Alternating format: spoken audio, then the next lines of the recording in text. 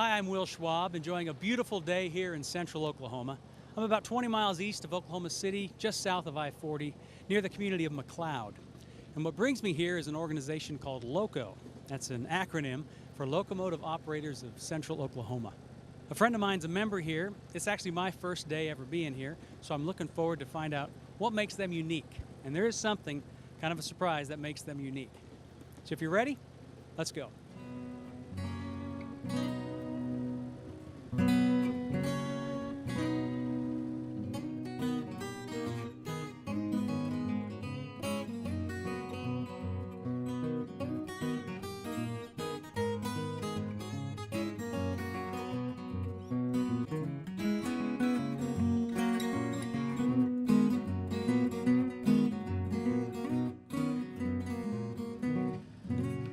Well, here we are in front of the LOCO sign. Why don't you introduce yourself? Joe Fawcett, good to meet you. Joe, Will Schwab. So I told everybody it's the Locomotive Operators of Central Oklahoma, but there's something unique about y'all, and what is that? We actually are on a 5-acre piece of land out here, and what we have is miniature trains that you can actually ride on. Now, miniature trains, how small? What's the scale? The scale is 1/8, which actually means it's 1.5 inches to the scale foot. So they're large enough that you can ride on, but small enough that you can still have fun with them. And what powers these small trains? There's various types of power that we use in these things. We have a gas hydraulic system. We have 100% electric systems that can either be 12 volt or 24 volt. And we actually have a miniature live steam locomotive that's actually coal-fired, just like the old steam locomotives of time past. An old steam engine? Yes. Now, how did you find someone that would know how to operate something like that?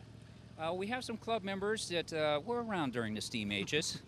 And they actually taught us how to run those type of locomotives. Well, I hear them in the background. Matt, can you see some of the folks back there?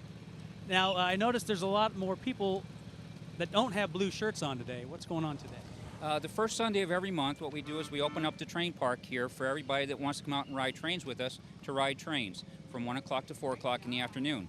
And is there a fee for that? There's no fee, but we do put out a donation jar for those that wish to donate a little bit something for if they have fun out here and wish to do so. Matt, did you see that over? Look at that, all the kids riding.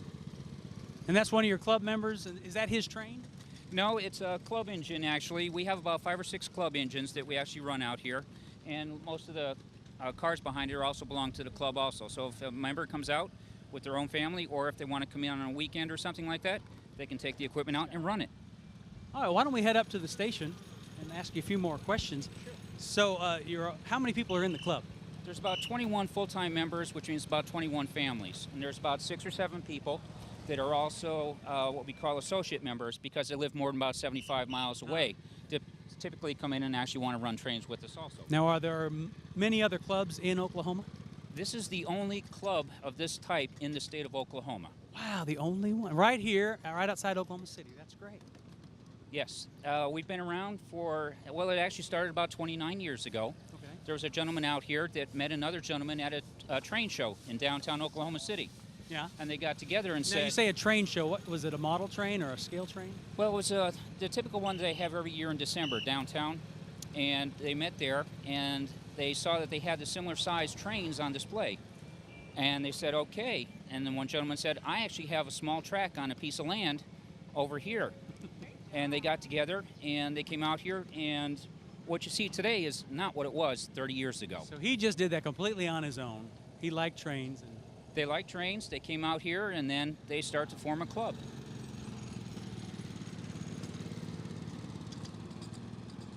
Now, what's this little train here?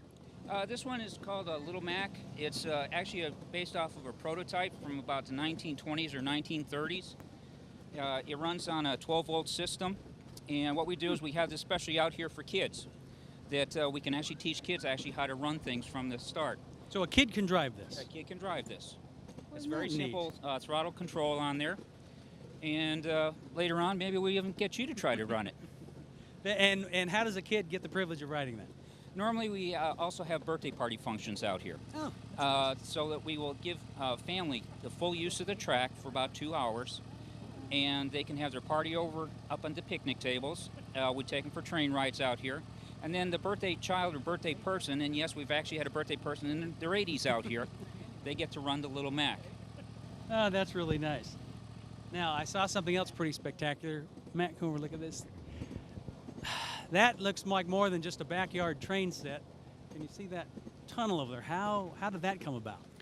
A couple members got together and they found out that there was a company that was selling some old gas tanks that they were taking out of a gas station. And we had another member that actually runs a machine shop. So they got together and said, well, we can cut the ends off and actually put a tunnel in there if we get enough people together to do that. So the tunnel is about between 80 and 90 feet long. It's made out of old gas tanks. It's been recovered, and then we put some stone portals on each end to make it look like a prototype tunnel. And when did you do this? That was done about 12 years ago. And I see all the railroad ties holding up the Yes, sides there. old railroad ties. We got those donated by local railroad. Okay. They said, just come and get them and we'll give them to you. That's And- interesting. Do you have any members of the club that used to do this for a living on full-size locomotives? Not currently, no. We used to have some members, but they've passed on. And but right now, most of our members, they're everything from people who work out at Tinker Air Force Base to doctors. How did you get interested in it? My family was big into the railroads. I grew up in the Northeast, so my grandfathers and uncles used to work for the railroads, and I was a typical kid that had the Lionel train set around a Christmas tree at Christmas time. Oh, yeah. And from there, it just expanded to this scale. Still playing with toys. Still playing. So, Joe, tell me about this one. This locomotive here is actually a live steam locomotive. It's actually coal-fired. So the engineer that actually sits behind it has a small shovel and actually shovels in coal periodically into the firebox. Look at that. Coal. Heck, nowadays people haven't even seen coal anymore, let alone a coal. And look at this little door in here. That is amazing. Wow. Now, where do you find something like that? Now, how do you find parts for something like that? There are a couple companies in the United States right now that actually have these as either kits or you can buy castings and you can actually do the machine work yourself, all the way up to they can actually finish off a steam locomotive for you and just actually ship it deliver it that to you. That is fascinating. These locomotives, you can get them either as coal-fired or you can get them as they'll run actually on diesel fuel. Mm-hmm. A lot of the trains today. Yeah. Is that predominantly what they run on is diesel fuel? Most of the trains today, your diesel-type engines will run on diesel fuel. But these will actually use a spray pattern of diesel fuel inside, and it's actually like a burner, but it's a boiler that's on top. It's like a giant tea kettle. And Heats is up the horn powered by the steam as well? Yes, we've got a whistle on the Whistle. side so that you can actually hear it actually go off with the steam pressure that the engine generates. Now, how about power compared to some of the others? This engine here, because of its size, can only pull about 3 or 4 adults. Okay. The engine that's back here, which is a diesel type of design, you can actually put about 15 or 16 people behind it. This one here was a member's in the club. He actually built this. He got some of the pieces and then actually put the rest together himself. This is an electronic version. This will run on 24 volts electricity. All the batteries are inside it, and then he just has a control that he sits back there and he'll actually drive the engine from there. Will, what I'd like to do is introduce you to Truman Hefner. He's one of our founding members of the club. And Truman, Will Schwab, nice to meet you. Nice to meet you. one of our folks that has all the corporate knowledge of what transpired years ago. So one of the founding members. And was that 20, how many years ago? 28, 30, About 30 years now. 30 years ago. And what inspired you to start this kind of a thing? Well, I had a son that wanted to ride on trains, Yeah. and the little HO gauge trains, you can't ride on No. those. So, He probably tried, but it's not a good idea. but we found that there was a gauge like this that was available. Okay. So, And how old was your boy about when? He was about, I don't know, 8 years old Okay. and 6. So, so we ended up, we designed that locomotive. It's called a box cab. Now, what is your background? Are you in engineering or mechanics? Well, I always loved trains, Mhm. but I never got into the train Yeah. business. I worked for Western Electric Company. I was one of their engineering managers. Well, that would help, it would seem. It helped a little bit. Over the years, how many trains have you had? Can you even remember? Probably more than a dozen of them. Wow. That steam engine was mine. That is fascinating, that steam engine. Well, it was a pleasure meeting you. Thank you so much for sharing this with us. Thank you. Now, this is interesting. It's all taken apart. This one here, one of our members, he decided that he wanted to build his own from the electronics up. You built this yourself. Right. This is what we would call a naked engine. Okay. It just doesn't have a cab on it yet. But this is what's underneath most of these engines in some version or another. Now, are you an engineer? Well, no, I'm a physician. How long have you been doing this? I've been doing this literally for almost forever. Really? I've always done this sort of thing. Now, this engine I started building quite a few years ago, and with most of the trains that we have out here, you get them the way you want them, and then you usually end up changing something. Yeah, that's your hobby, right? Right, that's why the top's off of it right now. A little rework on it. Just a tour of the basics of how one of these works. Mm-hmm. All of the engines that are electric are powered with deep cycle marine batteries, which is nice because you can take these almost completely discharged, bring them back up, and you don't lose anything. Oh, that's nice. Like a regular automotive battery won't work that way. Mm-hmm. So this supplies the power that runs the trains, and all of this mechanism up here, the heart of it is the controller. This is an electronic unit that actually controls the amount of power. Now, does that have uses outside of the world of hobby trains? Right. These controllers are used on forklifts, golf carts, Okay. almost nice. any of the heavy electrical driven things that you see running around Okay. in stores and places. Now, So- do you have to design this Yeah, you board here? I designed all the board and wired all this, so you have the relays in here. So you got forward and reverse and circuit breakers and things of that nature. Now, where's the transmission on this thing? It doesn't really have a transmission. The trucks, the wheels underneath of it, there's a motor on each wheel set. So there's 4 motors, electric motors in this engine.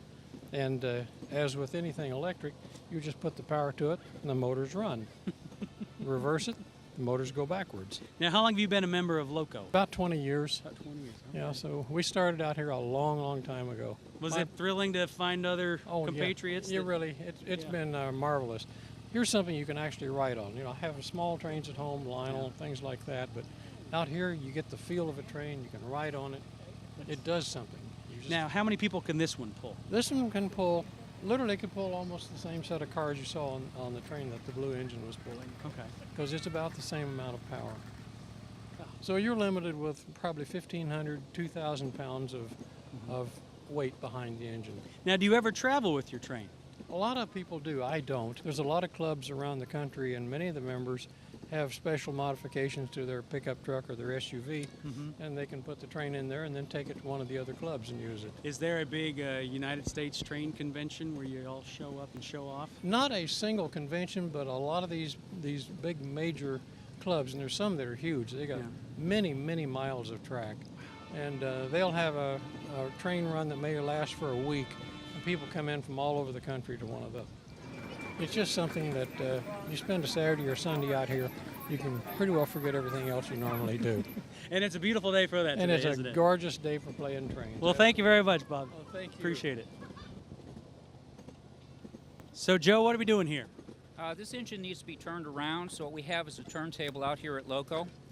The engineer will bring it on top of the turntable, and then what we can do is actually just spin it around and head them back out, because they may be faced the wrong way to come into a yard, or if they're pulling some other type of train behind them. And these are too heavy to just pick up.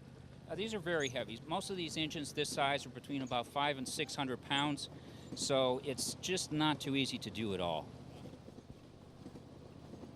This is a train depot. What's going on in this shed? Since we need to actually store the trains at some point, what we need to do is actually bring them into the train shed. Now, we have some that belongs to the club, and some of it that's actually private equipment. Okay. This is a nice storage area that we have. We can lock it up, secure it, and make sure. Now, the other thing is we can actually work on the equipment in here out of the weather. Some of the engines need to have the wheels or trucks underneath them replaced at some point. We'll just lift them up, and we'll do that. Go ahead and pull the cover off. So they got their own custom covers. And this is just another type of train. We made it try to look like an old Western style train that people can actually ride on also.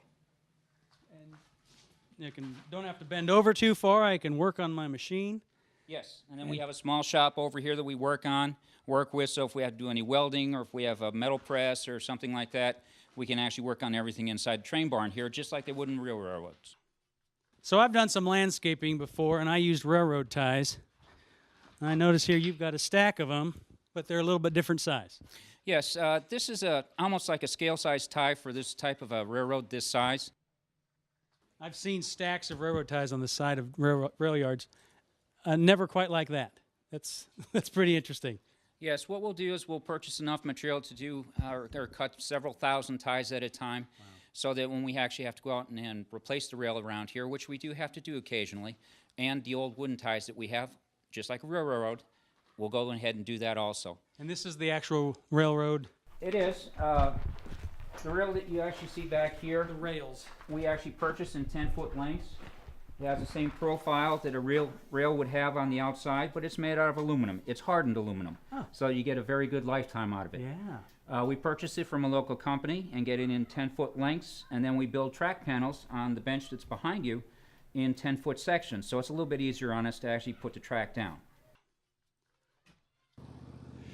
So Joe, how long is the loop?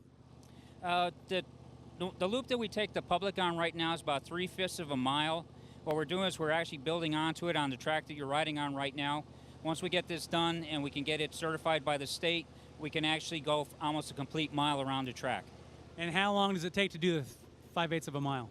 5/8 of a mile is about 6.5 minutes. Adding this other section is going to take it somewhere between 8 and 10 minutes for a full loop. Now you said certified by the state. What does that mean? Once a year, the state actually comes out and they actually inspect our track and our equipment to make sure that everything is good and that it's fine that the public can come out here and actually ride on it. How in the world would they have somebody qualified to do that? It's in their amusement park division, and what they do is they'll send a state inspector out here, and we typically have that done in usually the February, March timeframe. So do you know how many railroad ties you've laid down?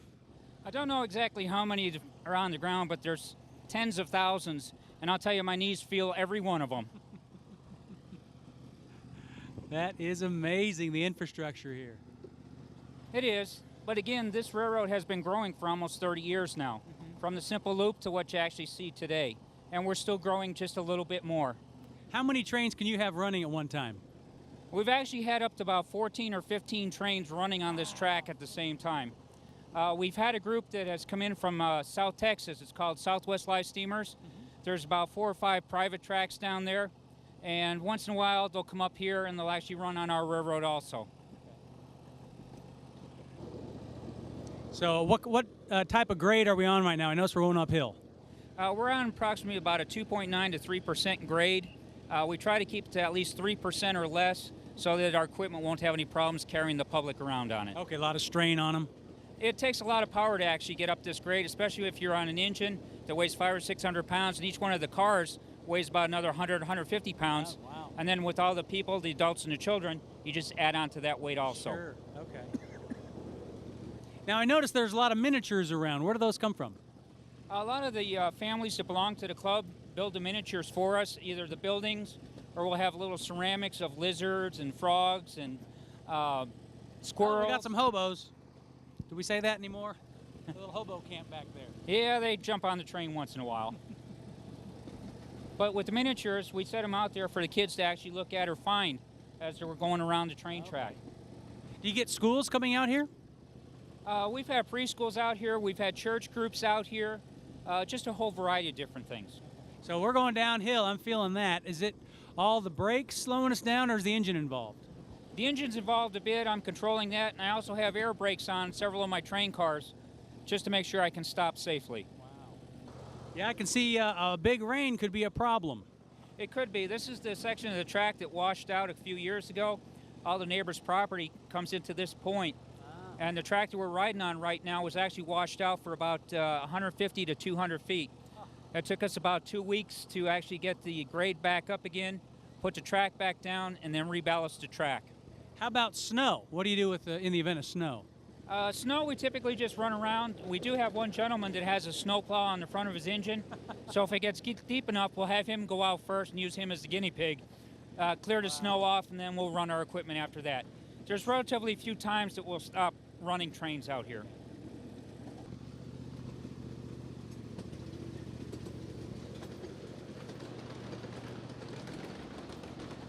Now, are these all functioning lights that we need to pay attention to? For the most part, we do. The electrical system's going in here, and they'll change colors from the green to a red as to tell you that there's either a train on the track in front of you and you do have to come to a stop, or you just have to wait till the train in front of you gets past the next block. Does the heat have a negative effect in the Oklahoma summers? The heat can have a big effect on this track. Since the rail is actually hardened aluminum, it will expand in the heat, and it can actually kink the track to make it unrideable until we can actually go out there and fix it and take the kinks out of it. Now, are the curved rails unique, or are those the straight ones and you just gradually bend them? We actually have a piece of equipment that we actually have to bend them with to make sure, because in the sunlight here in the summertime, if it was curved and not specifically bent, it would actually try to straighten out again. Oh.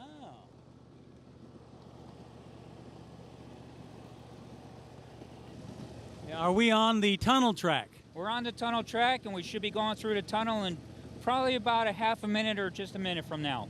The tunnel's about 80 to 90 feet long. We put it into place about 10 or 12 years ago, and it's one of the features that we like. And what we do is we tell the kids when they go through the tunnel, they have to scream as loud as possible to scare the squirrels out. Oh, very good, very good. Here we go.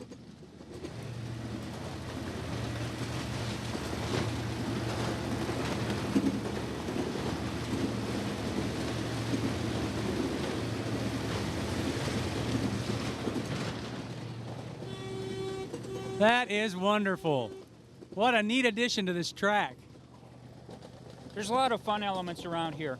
You go through woods, you go over multiple bridges, you go through a tunnel, we have a waterfall out here, just a whole variety of things. And it's great for the families just to come out, and the kids can go just about anywhere except on the train tracks. So where else can you go and have this kind of fun? Yeah. This is wonderful. More miniature village here.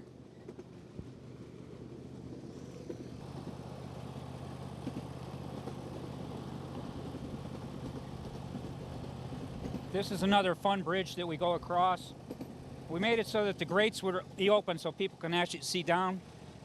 This bridge is amazing.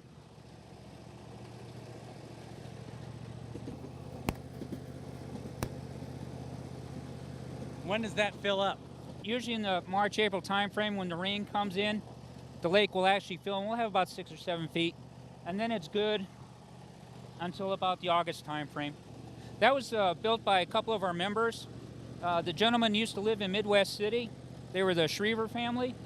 It's a father and son, and what they used to do is actually build a lot of the metal fences in Oklahoma City. Okay. And the father and son got together and built a bridge for us. What a neat addition. That is really wonderful.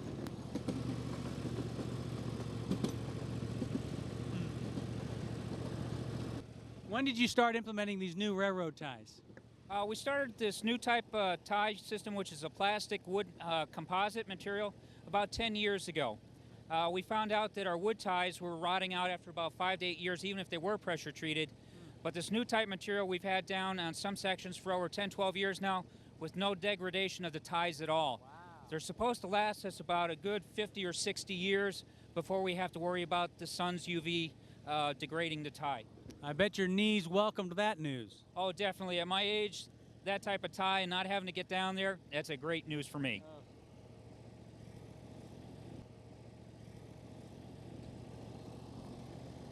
Do you ever have to replace the actual rail? The rail's replaced about every 10 to 12 years, especially in the curved sections, because the outside rail wears out. The wheels under our trains are steel, and the aluminum is a softer metal, so the softer metal will definitely give way first.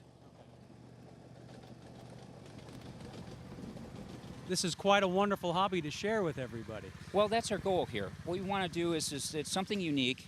It's something that a lot of families don't experience anymore. You know, my years and a little bit older used to be able to go ride on trains. Yeah. Now we have the Heartland Flyer within Oklahoma City that goes down to Texas, but for something this size, you can bring the whole family out here. You can let the kids run around. We're on 5 acres of land. Yeah. We just got to make sure they stay off the train tracks while trains are actually operating. And we have a lot of things that they can look at and do and play with, and it's just a great place for the family to come also.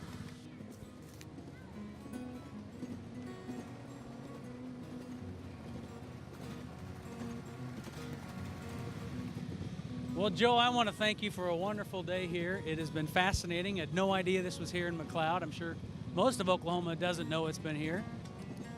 We're a well-kept secret, but again, it's open to the public, and the first Sunday of every month, and we enjoy having people out here ride trains with us. And what's your website so if they want more information? I believe it's locotrains.org, and then you can look out there for it. If not, you can just try to Google it or something, and just LOCO, and you'll be able to find us. Great. Well, once again, thanks again. Our pleasure. This has been a wonderful day here in central Oklahoma. This is just another example of one of the things that makes Oklahoma grand.